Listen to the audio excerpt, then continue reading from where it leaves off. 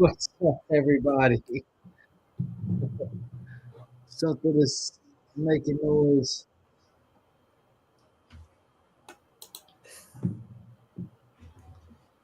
Gotta figure out what that is. Y'all doing all right tonight? Yeah, man. How you living? Friday night, thick of the preseason. What more could you want? Football is here. We're not watching baseball no more. It's a great time. Yeah, no. I'm still watching baseball. I'm tracking it right now. I've got an underdog bet in as we speak. All right. On baseball underdog bets. I haven't really got into betting baseball much. Primarily it's football for me. And that's like where I live. I will bet some on like basketball, like rebounds, assists, stuff like that. But that typically that maxes it out for me. Yeah, I'm too competitive. Even like you do like a dollar bet that you get from free stuff from Sleeper, I just can't do it. Like I get so frustrated with myself. I'm like, I will never financially recover from this. Like the Tiger King. It's too much. I mean, baseball, I just started betting this season on baseball, and it's so frustrating. Like, the teams are so, like, Jekyll or Hyde. It's so crazy. But the other night, I did win off of $5. I did win $700.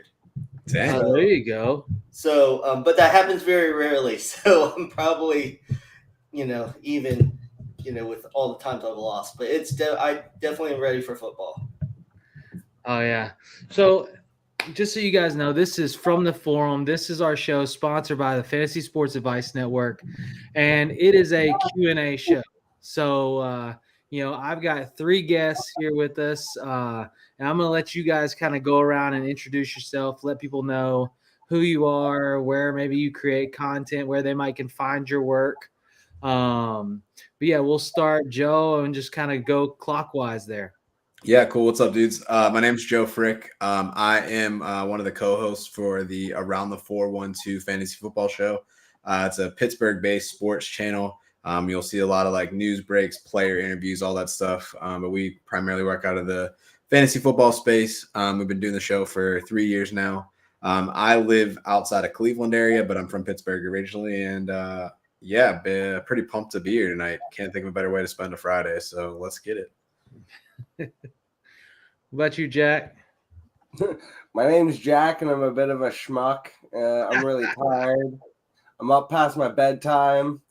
Tyler forced me to be here, but I'm happy to be here. I forced you, huh? I held a gun to your head and was like, Jack, you got to be on the show this weekend. No, it's been a minute, so I wanted to come, but I've been working back-to-back overtime shifts for the past couple days because I got to pay for these buy-ins and these underdog bets. So, but yeah, I do Worst Sports Channel. It's just all under my name at Jack Lucene. You can find it on YouTube, Apple Podcasts, the socials, all that good stuff.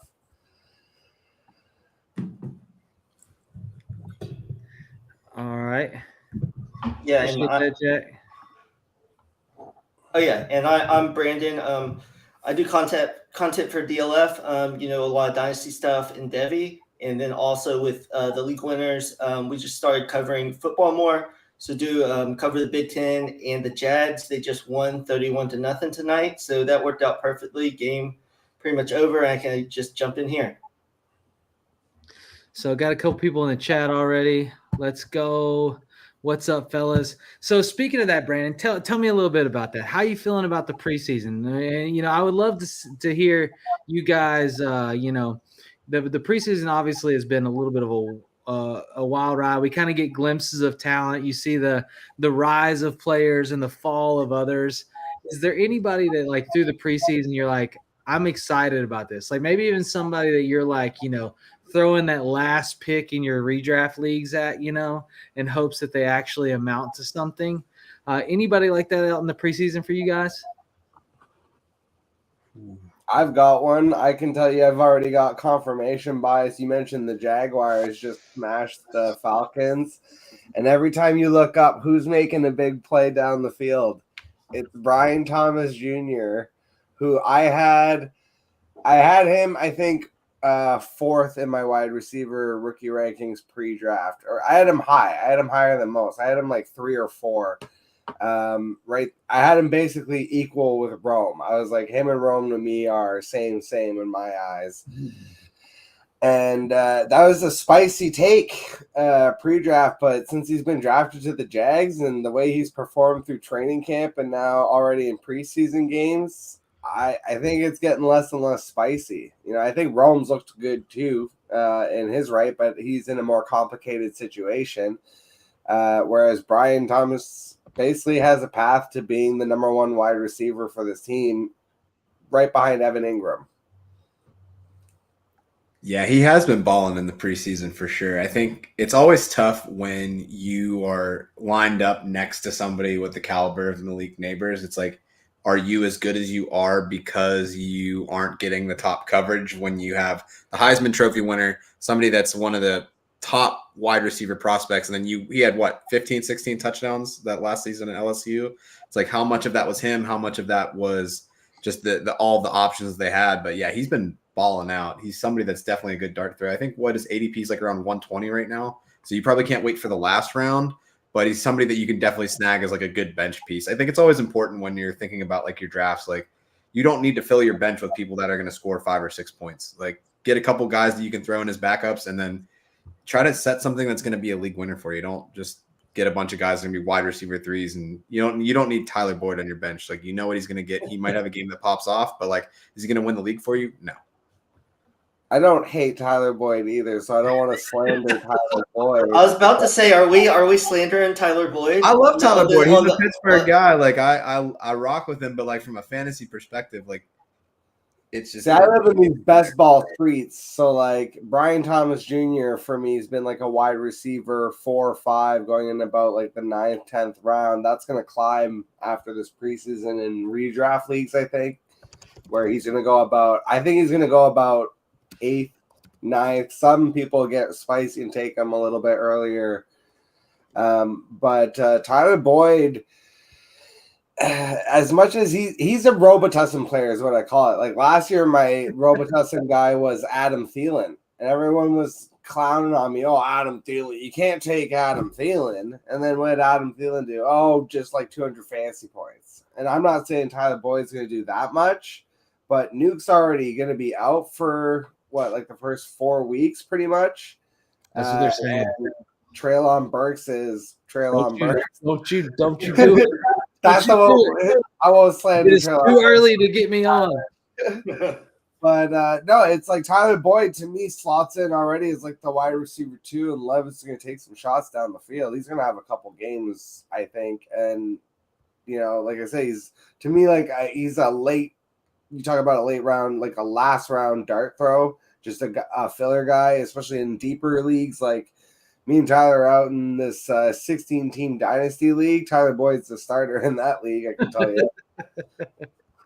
Yeah, I took Boyd the last round of the Scott Fish Bowl. So, you know, because I thought someone for the Titans might get hurt, and I feel like they might get in some shootouts because I don't think Levis is very good, but for fantasy purposes, he's fine getting numbers. I just don't know how many wins they'll actually get. Yeah, that Titans offense is going to be a little bit of a conundrum. Personally, I don't really want much of it. But, you know, like the Arkansas Razorback fan in me does have Treylon Burks late in a few drafts, like last pick, dart throw. It's because I think he's more talented than he is. My faith, though, is I don't have much faith in Will Levis, though. You know, so it's a big we'll see. Got 4th and flex pop in the chat. Tyler B in the dizzy or hizzy.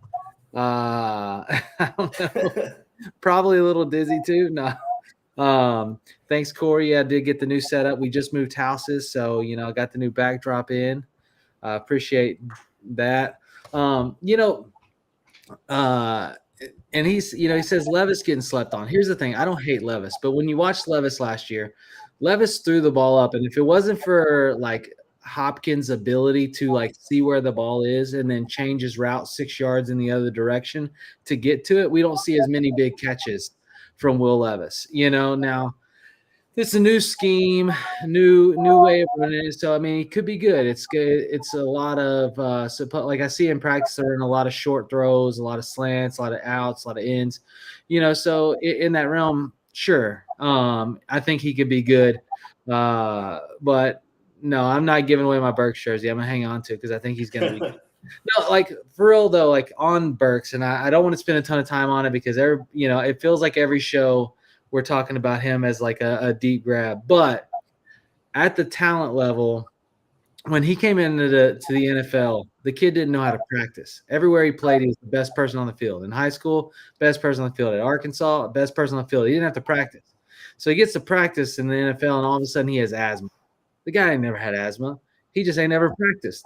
Like he never actually conditioned. He's the best person on the field. And so, but I talked to a guy that he had been working with all this offseason along with like D-Hop and stuff. Calvin Ridley even said the guy's a monster. Like he worked his tail off this year. And so I'm interested to see. The only thing that I worry about with Burks is it's kind of like that Mike Williams syndrome where like he just doesn't know how to fall and he always falls hard, which ends up with some kind of hip injury or some kind of back injury. And that's my worry with Treylon is like he still doesn't get that. I don't know if he needs to go with Tua to MMA training or jiu-jitsu or whatever he's got to do. He needs to figure out how to fall and not kill himself. But what about you, Brandon? Anybody like deep rounds like that? You're like, man, I got to take a shot. I want this guy on my roster just because I think he's going to go off, and then everybody's going to be trying to get him, but I'm going to already have him. Well, I hate to like continue with the Jags, but I think everyone that was talking up Tank Bigsby last year, I think might have been a year too early because he's looked really good in the preseason. Obviously, you don't want to start him, but I think he could be a flex player, and obviously in Dynasty, some player that down the line you would want to have. And I think he's looked really good. And it won't be a 50-50 split, obviously, with ETN, but I think he could get a lot more carries and touches this year. He looks more explosive. He's not fumbling the ball yet, knock on wood, because that was the main reason he couldn't stay in games last year because he just fumbled the ball too much. Yeah. So, in this show, our goal is, and Albert's popping in. What's up, Albert? Appreciate you tuning in. Make sure you drop your questions if you got them. But in this show, this is a Q&A, and it kind of comes from the Fantasy Sports Advice Network. If you go there, check it out. FantasySportsAdvice.com is a social media platform that is built for user interaction to talk ball, right? Like all the time people are posting their questions in there, their thoughts, should I draft this player? Should I do this trade?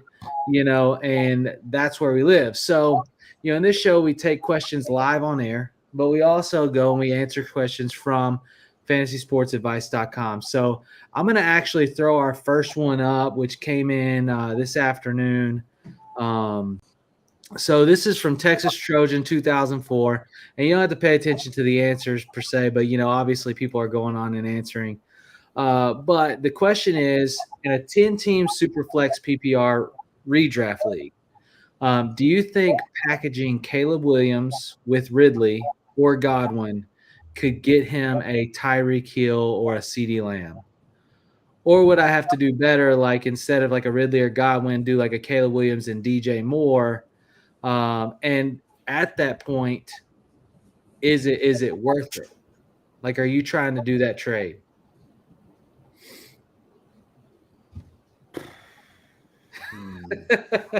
Welcome to the doozies, guys. It was Caleb and who? It's funny because you mentioned the preseason. I think before the preseason, I would have done that all day. Like I would have definitely, even if it was DJ Moore, I honestly wouldn't have cared which wide receiver. You could have picked any wide receiver with Caleb Williams, and I think I would have been ready to trade that away for Hill or Lamb.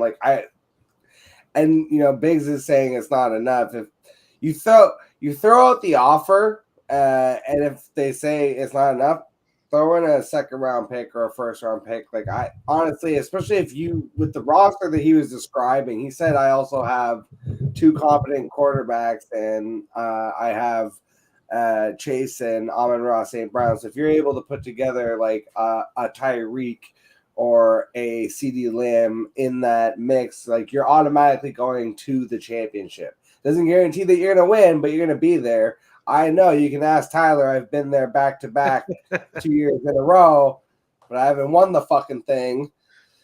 So I won't flash the trophy on screen or nothing like that. It's because I've put together like wide receivers. I've done a lot of trades like this where I call it condensing value into like superstar assets and just having a top heavy roster that just kicks everyone's butt. But it's so funny because it's like now that I've kind of seen a little bit from Caleb Williams, I'm a little bit more hesitant. I would almost be, I would almost want to see, like, could you get more for Burrow and Chase, who in certain ways actually make me nervous. But I don't know. I don't think the person receiving Caleb, and even if it was DJ Moore, like Caleb, DJ Moore stacked as a Tyreek owner, I can tell you in that league, man, it would be really hard for me to pull the trigger on that. I think if you threw a draft pick in, though, I would almost have no choice, to be honest, if it's a deep enough league. But he said 10-man. Yeah, and it's actually redraft, so picks aren't even available. But I mean, the idea is like, are you pairing a Caleb Williams and a Ridley or a Caleb Williams and Godwin for a Hill and Lamb, and is that enough? Or would Caleb Williams and DJ Moore be enough? And I mean, I will say this: the idea of having Chase, Amon-Ra, and like a CD or Tyreek, like to me, that's 3 first-round picks.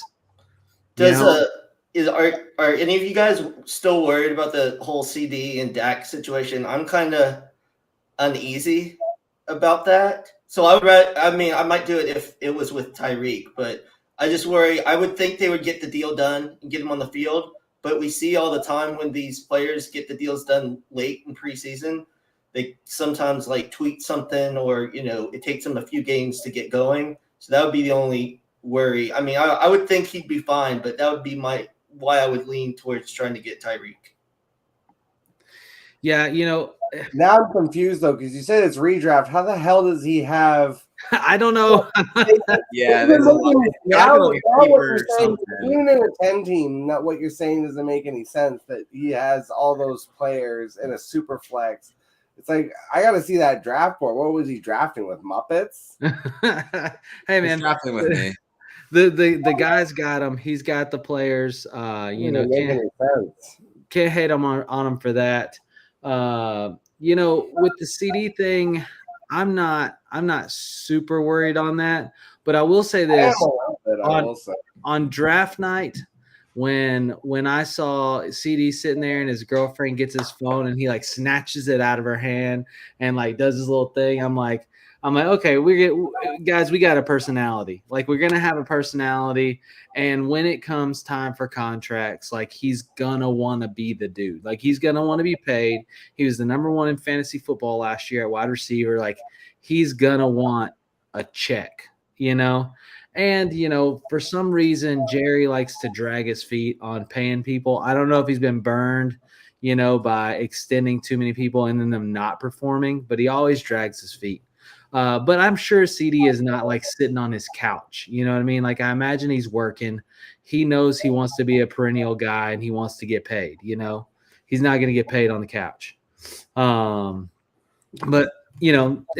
I think that a DJ Moore, Caleb Williams is probably enough to get that. But if it's me, like, we're too early in the season for me to be desperate enough to need like filler players, like a Caleb Williams, who's going to be good. He's going to be a starter, but I can get another starting quarterback that I think will put up points similar or at least close.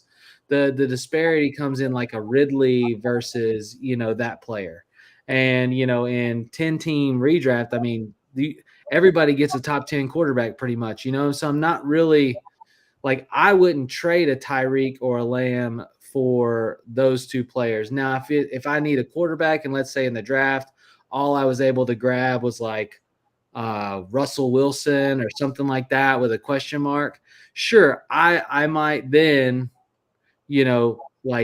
I might would do it for a DJ Moore and Caleb Williams because I think DJ Moore is actually going to be pretty good.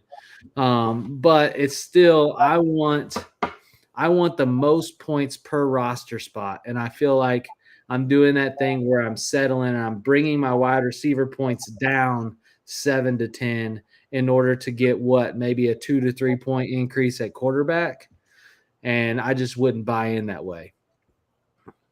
No, yeah, I hear you. I do think it's like very premature because it doesn't sound like that team is going to do poorly.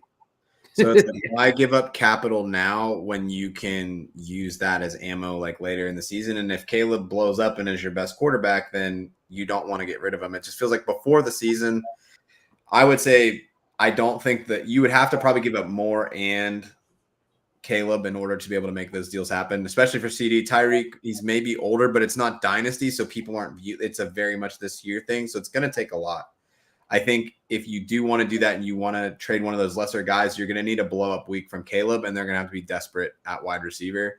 I think you hold pat. I would rather use that ammo knowing that you have two studs in the wide receiver room. Like that enables you to get that mid-season running back that kind of blows up or shows up or does whatever. You don't need to have all three of those wide receivers right now. Like it would be nice, but then you're kind of locked in and you've blown ammo for something that you could have used it for later that would have been more pressing need.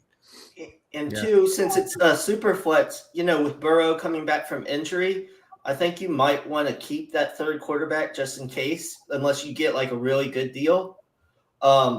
Because you never know how he's come back from injury, or we've seen him having injuries the last 2 years. So I think I would definitely, maybe even if I did a trade, getting like a third quarterback back that's kind of you can play in a spot here or there. Yeah, I think that might be something you would pursue. Yeah. So we're gonna go on to the next question there, and I'll pop that on screen. So this is a keeper league question, and I love these preseason questions because people are digging in and they got to make decisions that are going to define a lot of their league. So it sounds like it's a 12-team half PPR 3-person keeper league with a 3-year contract. Okay, so you can only keep him with a max up to 3 years.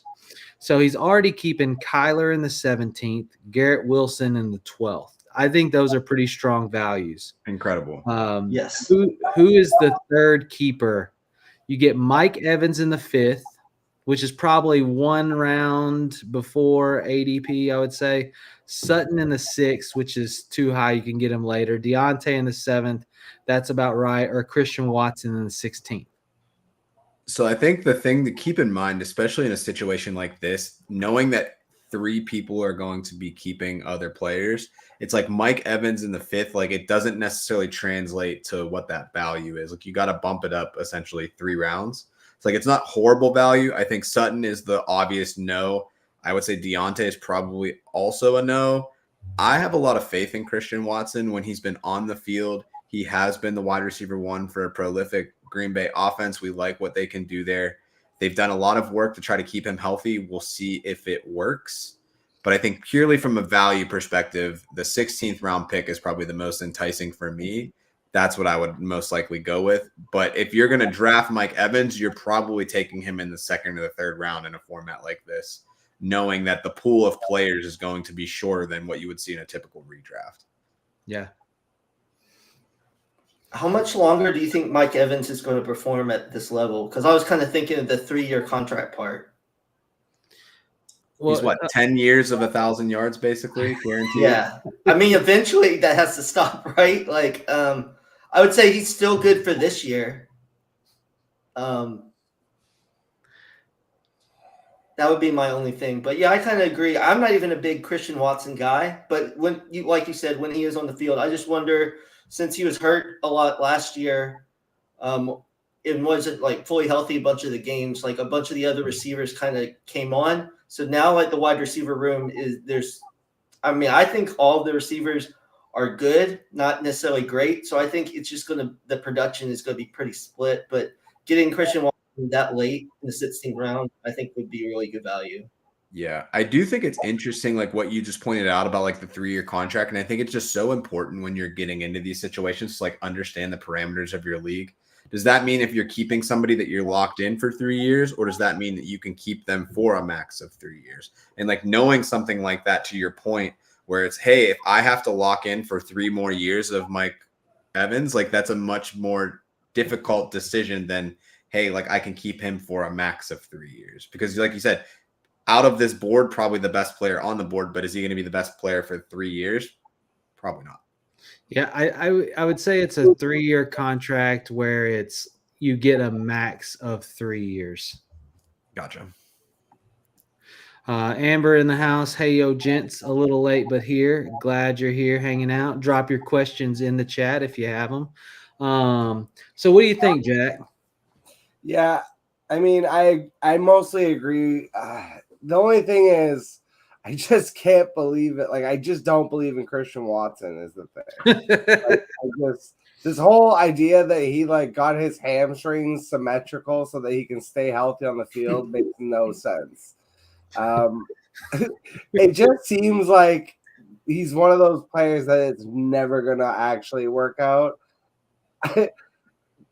Because it's the caveat of, like you said, you're not forced to keep Mike Evans for 3 years. You can keep him for 3 years, right? Was that? Yeah, that's the assumption that we're making. Yeah, I would go because my other 2 keepers, like it would tilt me more if my other keepers were higher up, but because I'm already getting huge value on Kyler and Garrett Wilson, especially, like I'm willing to pay up for Mike Evans in this situation. Yeah, I think I fall kind of in line with that, Jack. And like, in redraft, a lot of times we get caught up in like this idea of depth, right? Like we want a lot of really good players on our team, but really you need studs, right? Like you need 1,000 yards and 8 touchdowns out of somebody, And the question is Christian Watson going to do that, or is he going to be volatile? And he may have a touchdown this week. He may have a touchdown next week, where Mike Evans is going to be Baker's go-to target all season. He's going to try to feed Mike Evans. We saw it last year. And so, to me, I want the highest value player. And so already I'm looking at a receiving core of, Garrett Wilson, Mike Evans. And I'm not like, I don't have to touch my top 4 picks. So I know I'm going to get 4 more players out of the top 4 that are going to be, something for me. And so like, I just want to make sure that I have a stud in every spot that I can, and I'm willing to pay up depth to get it, and like you said, Christian Watson, it's not that the talent's not there. I mean, we saw it when he's on the field, they target him in the red zone. Like he gets targets, he gets catches, like he's a good player. The question is just, can he stay on the field? And I don't know if I'm buying the whole symmetry thing either. I guess we'll see. It's a pretty wild narrative, but who knows? Maybe so. Anything else left on that one? No, the only thing I was going to say is I kind of made the same decision, but with different players. I had a keeper league where you can't keep the first 3 players that you drafted. So the first 3 rounds are out. So I was basically deciding between DJ Moore, Brandon Ayuk, Jared Goff, and Devon Achane. And it's a super flex. And I actually ended up going with DJ Moore, Jared Goff, and Devon Achane, because Achane I got him off waivers, so that was it slots into my last round, so that was like the easiest choice. Tough. And then Jared Goff and I was basically deciding, do I want to keep DJ Moore or do I want to keep Brandon Ayuk? Because just where they were slotted in, it was going to cost more than keeping Jared Goff, and especially in the Superflex League, the way I view the Lions this year with their 12 dome games, their opening schedule, and just the fact that the nature of the beast of I want at least one quarterback I can rely on in a Superflex. that kind of tilted me to keeping Goff. So between Ayuk and DJ Moore, I ended up going with DJ Moore, even though it costs 1 round extra. I don't like the whole situation of what's going on with the 49ers right now and Brandon Ayuk and this whole crap of that has taken this long to either trade him or sign him. And we're kind of seeing this permeate across the league. Like you talked about it with CeeDee Lamb earlier. I was ironically sort of out on the Cowboys last season. I thought they wildly overperformed like compared to my expectations. Now that's not to say that I had CeeDee Lamb pegged for a bad season. I thought like just by the nature of the beast of being basically the only dude there, that he was going to have like a good fantasy season, but I thought they would struggle a lot more. And then he still had a much better season even than I expected. And same with Dak. I could see this year being the year that they like hit that hump of like the Mike McCarthy just like thing starts to kind of wear thin, and just like the whole thing kind of the way with the contracts, and Jerry Jones needs to just be put the fuck to pasture. Like I appreciate everything that he's done, but this man needs to retire. Like he straight up cost them Jonathan Brooks because he just is like out here rattling about complete nonsense and then giving away strategy in the middle of it. So like I feel like paying up for Mike Evans in that situation is the same thing of like the way that I paid up for DJ Moore. It's like it's worth it to like I feel better about my keepers when I'm looking at my keepers and the way that my roster stacks with those players as opposed to like the guy that I had questions about. Fair enough. All right, so moving on, we got a question pop in. How have preseason injuries affected your drafting? Did Gibbs fall with the hammy and Monty rise? Or same thing, are we drafting Najee earlier with Warren hurt? From what I've seen in the data, the players that have been hurt have only shifted about like a pick, but the players that have been like the backup or the person that's like benefiting from that have jumped up like a half a round. So the Gibbs, like they're expecting him to be ready for week 1. Warren, they're pretty optimistic about him being there for week 1.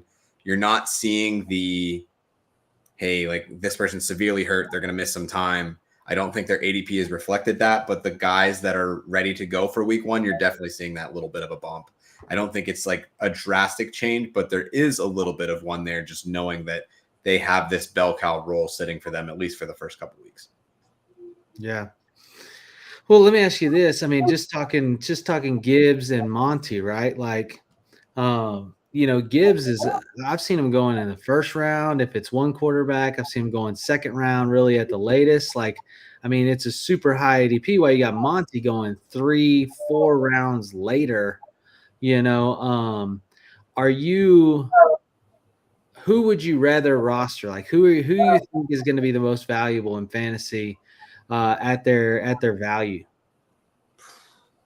Man, I love both of them depending on where you're drafting. I think if you are in the back half of your draft, I really like pairing Gibbs with a top end wide receiver if you're at the back half of the first. So like a Garrett Wilson and Gibbs or a Garrett Wilson and Jonathan Taylor. If you like the upside sort of pick, I think that Gibbs is definitely your guy. He was a rookie last year. Once he really got like that role in the offense, exploded big time, even with Monty being there.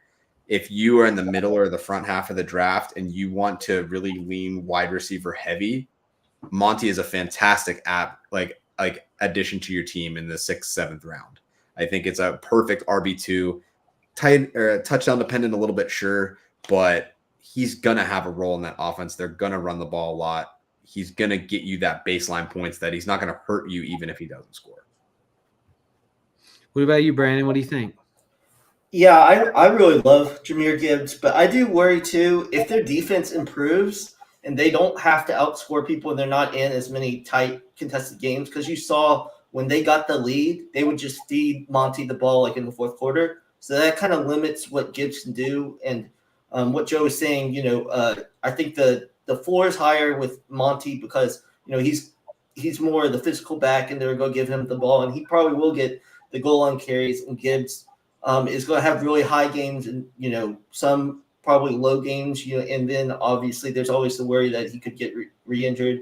And the thing with Najee, I've been high on Najee ever since they made the coaching change with Arthur Smith. I know their offenses looked horrid in the preseason, but I thought Najee was kind of like the back that would fit that offense. So I've always kind of pushed him up a little bit, preseason. So the Warren injury didn't really affect where I thought he should be.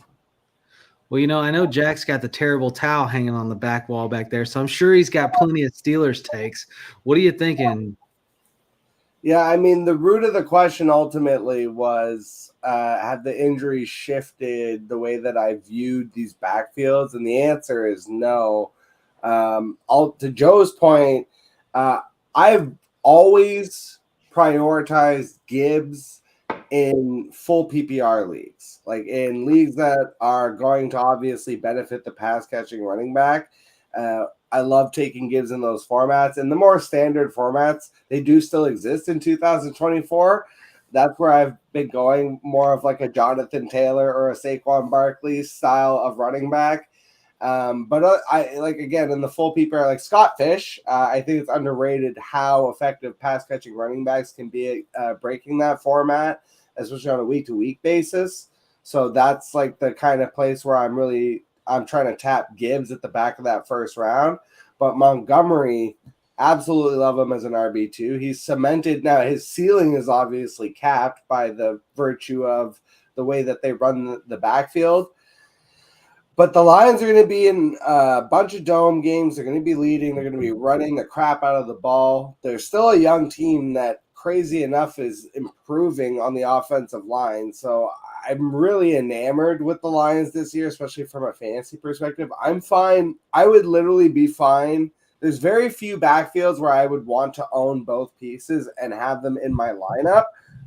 I would be totally fine. I wouldn't bat an eye if I had Gibbs and Montgomery in my starting lineup, because I think literally like you could get games where they both score 20 plus fantasy points, because I think people get a little almost carried away with the idea that like you have to have this bell cow running back. And again, it's like, it is 2024. Like, these NFL teams have figured out ways of utilizing multiple running backs in schemes where they're getting 40 to 50 touches. Now those are split, but if two guys are getting 20 opportunities a game, like both of those guys are viable. So I think now that having said that about the Lions, that is not the case with the Pittsburgh Steelers. I can tell you, Jaylen Warren, arguably the most overdrafted running back in all of fantasy this year. Him and Tyjae snap percentage Spears, probably my two least favorite running backs to draft in all of fantasy. Jaylen Warren especially, like, if you're falling for Jaylen Warren this year, you did not learn the lesson from Bijan Robinson last year. That's basically what is happening to you, because imagine if Tyler Algier was the one that had like the lead in the draft capital, how much more Arthur Smith would have leaned on him. The reason they brought Arthur Smith in is because they want to go back to that old school power run Steelers style of football from 1970s, which won't work. That's why our offense looks like crap. But Najee's going to eat. He's going to have like 20 to 25 touches a game easily in this offense. It's going to be stupid. It's going to look bad. But it's going to be out of two tight end power sets, mostly out of single back, which is what Najee does well, actually. If you get him close to the line of scrimmage and let him just kind of power his way forward, he is like 5 yards in a cloud of dust type of running back. We even saw it in the preseason. Like, the only good run they had was a 9-yard run from Najee Harris. That's going to be their offense, and they're going to do that and then want to play defense.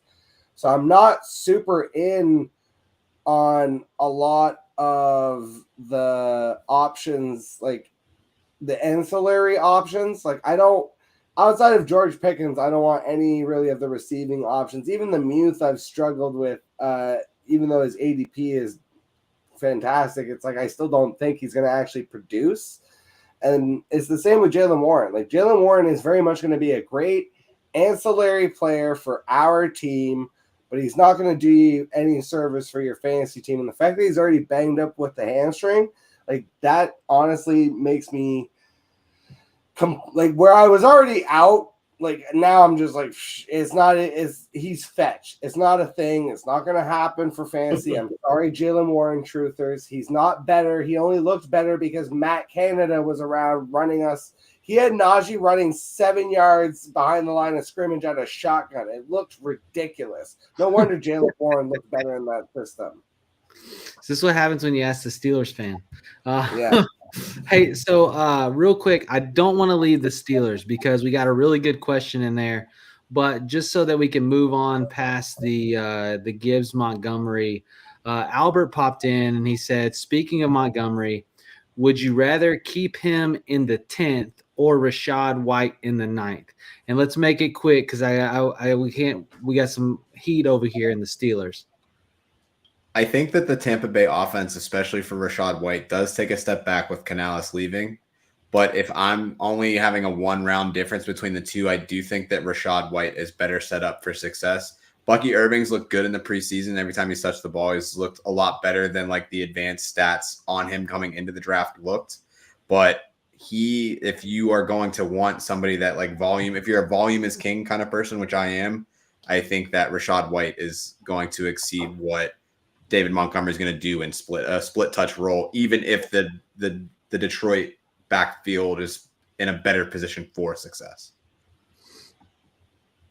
Any other thoughts? Are you still agreeing? No, yeah, I agree. And just added on that the PPR aspect because Rachaad White's going to get way more catches than Montgomery's going to get. I think Montgomery's going to be a lot more efficient with his touches, but I think White will still outscore him just by pure volume, pure gross volume. Fair enough. So we're keeping Rachaad White in the 9th, full PPR. All right. So Corey said, are you trusting Pickens this year? Now, this is a little bit I've taken a lot of Pickens shares. Every time I watch a clip in the offseason, it doesn't matter who's throwing the ball. It's going to Pickens, right?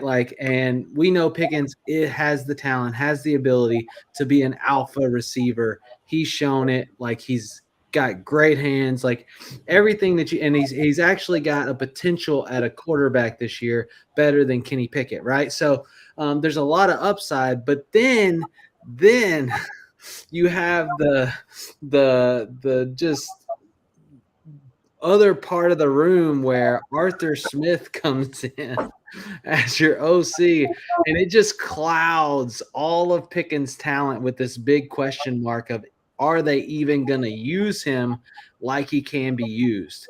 So for you guys, I'm seeing Pickens go in a 4th to 5th round ADP in most redraft leagues. Sometimes a little earlier. Are you trusting Pickens this year? Let me answer your question with a question. All right. I got 2 questions for you actually.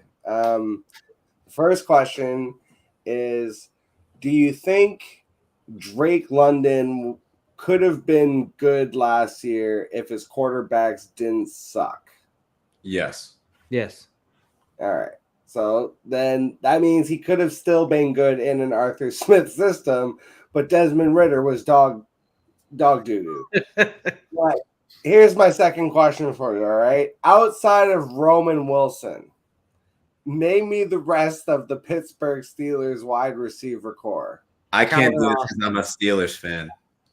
Yes, that's what I'm saying. Unless you're a true fan of the team, you're not out here being like, oh yeah, Calvin Austin and Scotty Miller and Des Fitzpatrick. I just said Calvin Austin. I was going to say, Arthur Smith loves to give the ball to people you aren't expecting at all. So I could see him giving the ball to Calvin Austin a shit ton this year. He's such a gadget guy. Yeah, he loves that kind of stuff. That he would do. Bring in 3 tight ends and make Pitts block and throw it to the 3rd string tight end. He thinks he's so smart and like using his star players as decoys. That's what I kind of wonder too. Pickens should get a ton of targets, but I could see too with Arthur Smith doing some crazy shit and throwing it to Hayward, their third string tight end / fullback a ton. But with all that said, like I said about Drake London, he had 110 targets last year and 117 targets the year before. So again, if you just give him a slightly more efficient quarterback, which I would argue, even Russ, even at this stage of his career, and Fields with all of his problems, I think they're basically the same, if not slightly better than Desmond Ridder. I would say they're better than Ridder. Yeah, you can put up 1,000 yards receiving with Pickett and Rudolph and random guy off the street that was selling you pierogies. I feel like you can do good things with Russ Wilson. I think the key for him is going to be efficiency because, like you said, he's probably going to tap out and then 100, 110 targets. The number 2 target on the team is going to be Pat Freiermuth, who I think we talked about, like people that are going to be good sleepers. I think he is a fantastic option because if you're going to be a top 12 tight end in fantasy football, you need to be in the top 2 target getters for the team. On the comment that you just posted from Albert, I wouldn't take Pickens over any of the names that you mentioned besides Tank Dell. I think Tank Dell being a third option in that offense and Pickens being – I would take him over every name there except for Amari. I would take him over every name there. I would take Cooper and Higgins over him, but I wouldn't take I would take Cooper and Higgins, but I would take Pickens over Flowers and Hill. Flowers, no. Flowers is the one I was immediately like, that's ridiculous. Just because the Baltimore offense is just the way that offense is with Lamar. I'm a known Higgins hater, but like the Flowers one, I was like, that's ridiculous. But look, if Pickens can do 1,140 yards last year, with Pickett or Rudolph or the guy selling pierogies on the street, like you said, whoever it is, like if you could do that, then what can he do with the Russell Wilson moonball? You know what I mean? Or like just like I just think he's got good hands. I think he's talent, and I think he's wanted alpha attention. He's finally got alpha attention. I think he can do it. You know what I mean? Like I'm not worried about him. Like I see him punk out corners every day in practice, pushing them on the ground and call him, probably the B word and under his breath, like he's just he's ready for it. He wants it, like it's like when you have that receiver that comes up to the line, it's like, I want your best player. I want whoever you got. Let me show you who I am. And that seems to be Pickens' mentality. And that's, when you have a player like that, you get behind them because they're going to perform. I know there's question marks there, Arthur Smith question marks, but Higgins has question marks, Dell has question marks, Flowers has question marks, Cooper has question marks. Like, is anybody actually believing Deshaun Watson can get the job done? Winston, like Rashee Rice, Christian Kirk, I'm taking Pickens over those two personally, but you may not be on the same page. But I mean, I think Christian Kirk's going to take a backseat to Brian Thomas on the deep balls, and then Rashee Rice. But Kirk does everything short. I think he's still a receiver. Yeah, he's going to get everything short. So I think if you're talking, Evan Ingram is. They both do, because Ingram had that big end of the season last year because Kirk was hurt like the last 5 games. Because I actually wrote something about this that he went up like 5 targets a game at the end, so it really inflated his numbers. Don't get me wrong; they're both going to get those, but they love to use Kirk in the middle of the field because he's so hard to cover, in short spaces. So I still think I might lean, even though I'm not a huge Pickens guy. I still lean with Pickens just because the Jags have so many weapons and it might be more spread out. But I don't think it's an easy pick for me. I think Rashee Rice doesn't get suspended this year, and then if people didn't have worries about him, he would be in the first 4 rounds of the draft. So there's no way that I'm taking Pickens over him. I don't care who they drafted. I know that Travis Kelce's still there, but Rashee Rice is being criminally underdrafted for the circumstances that he has. Brian Thomas Jr. is a body catcher. I don't care if he's a body catcher. Trevor Lawrence actually has somebody that can go get the football. I don't know what I disagree with that. Like there's so many of go watch the tape on him. Like so many of he's really good at the over the shoulder catch, which is the opposite of a body catch. Well, they Like, actually talked on the broadcast tonight. They actually talked about, not saying it's body catcher, but they said in the preseason and training camp, he's gotten way better with his hands. So even if there was a little truth to that, which I didn't see him as a body catcher either, but they said he's gotten a lot better with his hands in the preseason. So I don't, in just a little amount of time in the preseason, he's kind of like, say a DK Metcalf or a George Pickens, that like he'll just go get the ball if a defender's right next to him. So I don't necessarily think a body catcher is bad unless that's all you do. I want to get back to Joe's thing though. I would take Rashee Rice over George Pickens, and I believe in Pickens. Like I think Pickens is basically going to repeat stats that he had last year, and I think where he's going ADP wise though, like that's a good value to get that on your team as like a wide receiver, especially if you went heavy wide receiver and he's like your wide receiver 3, and you're just locking in like 1,207 at that wide receiver 3 spot. Like that's what I have him kind of pegged for. I think that's solid all day.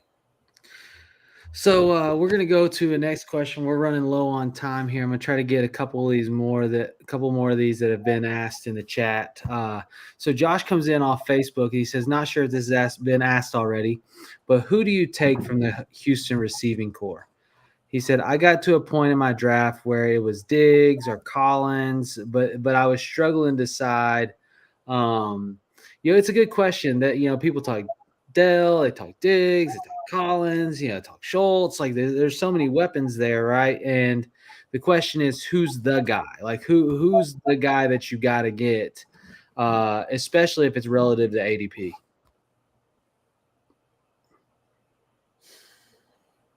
I mean, I've gone back and forth between Diggs and Collins. I feel like whenever they come up on the board, it's just like, which one did I draft last time?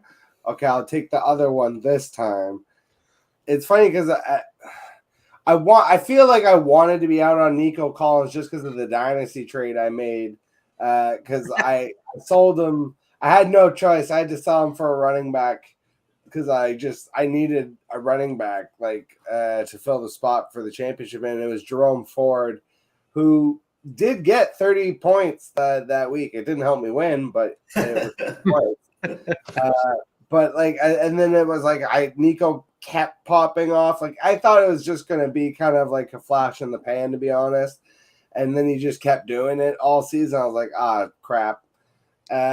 So now going into this year, I think I didn't want it to work out. And the thing with Stephon Diggs, I think people are kind of getting sick of the Stephon Diggs experience while forgetting that the first year that he was in Buffalo was by far his best fantasy year. He put up 1,500 yards that year. And it was because when he landed there, he really wanted to show the Vikings that they done messed up. And I think the same thing is about to happen for 2 reasons. 1, he's going to want to spite Buffalo. 2, it's that he's going to be in basically a contract year. The way that his contract is set up, he's going to be negotiating a new contract, or they could literally just let him go after this season. So even though it isn't on paper a real contract year, it basically is. I think for those 2 reasons, and a completely arbitrary one, if you want to throw in the weather too, between imagine going from playing in Buffalo all year to playing in Houston. I really think Stephon Diggs is going to have a smash year. Now, I don't think that that's going to negate Nico Collins necessarily. I do think it takes away from some of what Tank Dell does. And I think there's no way the coach is going to be stupid enough to have Tank Dell block in line on a slot play again. And I think a lot of more of the slot stuff, and we've kind of already seen some of the intermediary stuff, I think is going to be a lot of Stephon Diggs. I think Diggs is going to be the PPR guy, and then Nico's going to be like the big play, explosive X receiver on the outside. They're going to move Stephon Diggs around the offense, I think. Almost like, and this is kind of a throwback, but Antonio Brown in the Steelers offense, the way that they utilized him and the way that they have always kind of utilized wide receivers like that is, yeah, we'll have him on the outside sometimes, but a lot of times that guy's going to come in and play primary slot. And I feel like Diggs is going to be utilized in a similar way where Nico's always going to be on the outside opposite of Diggs, and Tank Dell's going to be the third guy mixing in either on the outside. Occasionally he'll mix in on the slot when both Diggs and Nico are out wide. Like, I think Dell and Diggs are the ones that are going to kind of eat into each other's roles a little bit. But I think Diggs, by the nature of his mouth, his contract, and wanting to spite Buffalo, like all the first year is going to be nice. After this year, I'm out on it. I don't want anything to do with it after this year.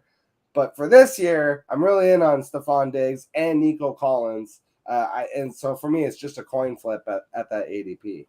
Yeah, I think for the coin flip in that situation, if I think back to like Stephon Diggs and like wanting to show up against Buffalo, it wasn't like he wasn't being targeted at the end of last season. You look at his last 6 or 7 games, 8 targets, 7 targets, 8 targets, 5 against Dallas, 11, 11, 8. So they were trying to get him the ball. There's this misconception that, like they stopped utilizing him in the offense. He wasn't effective. I think for me, like if I have to look, he's 30 years old. Seems like he slowed it down in the last half of the year. Maybe it was injury. Maybe he just was mad and didn't care. Maybe he was upset that they fired the offensive coordinator. I don't know. But I'm going to take the dude that has really kind of emerged in Nico Collins if I have to choose between the two. I totally agree with your assessment, though, on Tank Dell. I know that he is the favorite from Stroud. Like, that's Stroud's boy. But there's just not enough mouths to feed. And I think that to be a third option in the offense and be as high of an ADP as he is, like, I just can't get on board with that. I've been avoiding them entirely because I think in a best ball scenario where it's like I don't have to worry about who my lineup is, great. You can take either Diggs or Collins. I think they'll have use. I don't want to be picking and choosing who I think is going to have the bigger role week to week. So I'm in a redraft regular fantasy, like I'm out on all of them, which is interesting because you see them as a high-powered offense. There's just not a defined alpha, and I'd rather be risk-averse and just miss out on it.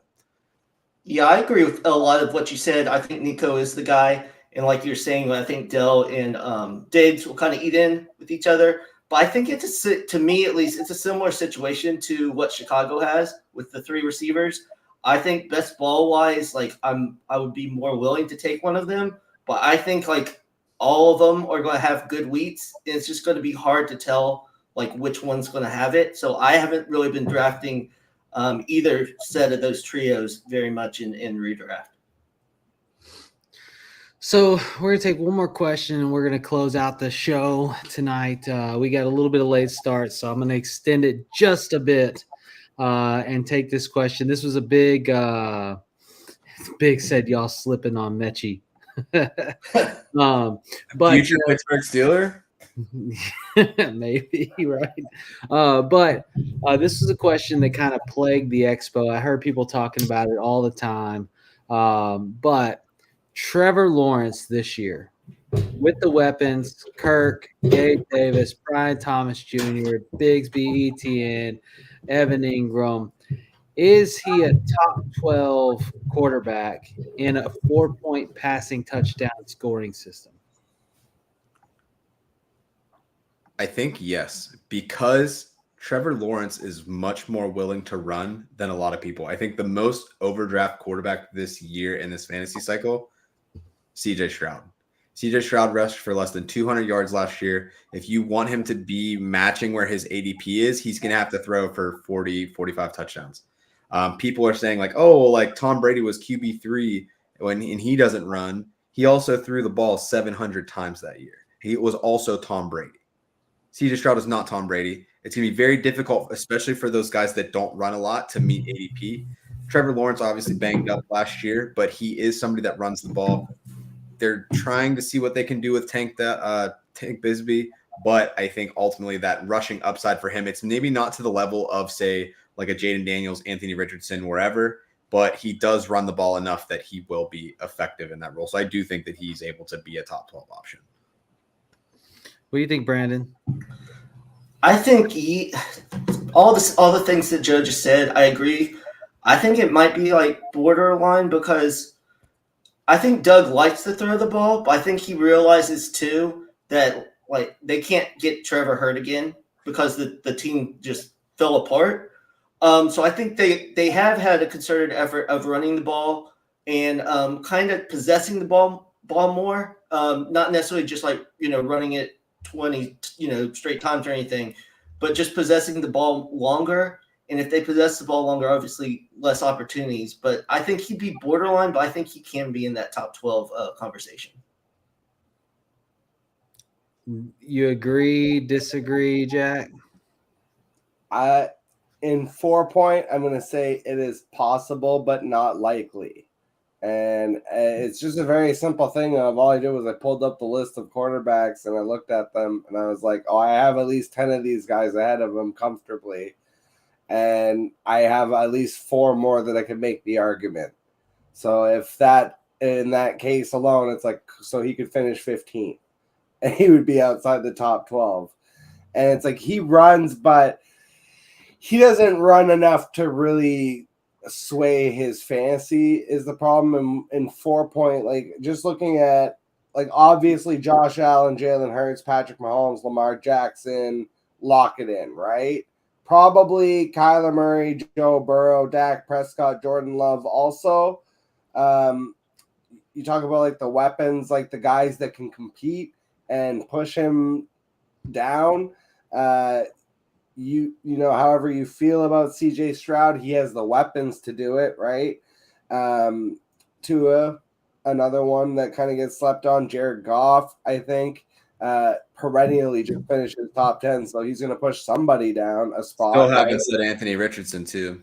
And that's what I was about to say is I haven't even mentioned the actual like running guys of like Anthony Richardson won't finish the season. Daniels, and even Justin Fields. If Justin Fields plays 10 games in that format, it's stupid. It's just the way that fantasy works, right? I'm not saying that Fields is good, but if Fields plays 10 games in that format, 10 to 12 games in a 4-point passing format, and he goes for like 800 yards and 8 touchdowns, he's going to end up, finishing probably like ahead of a Trevor Lawrence if Trevor just has like a nice season of like, 4,200 yards, like 25 touchdowns. Like if that's all he does, he's not going to crack top 12. He is going to need, and even people are sleeping on Justin Herbert, who in a Greg Roman system, Herbert runs basically just as much as Trevor Lawrence does. Yeah, he runs more than people realize. And then like Bo Nix runs. If Drake May gets in there at all, he also ran as much as Jaden Daniels did. So it's like you have a lot more quarterbacks that are running than you did even 5-7 years ago.